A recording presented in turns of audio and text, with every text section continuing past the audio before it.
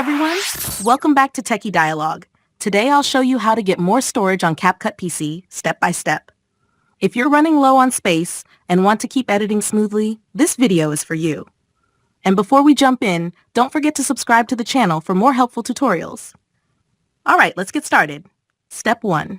First, let's clear CapCut's cache. Over time, CapCut stores temporary files that take up unnecessary space. To remove them, open CapCut and click on the settings icon in the top right corner. Scroll down to the cache section, then click Clear.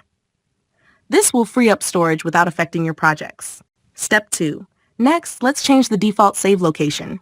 If your main drive is running out of space, you can move your files to a different drive.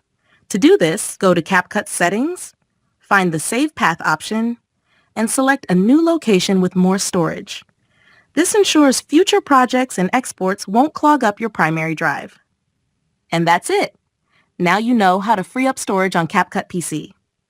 Thanks for watching, and I'll see you in the next video.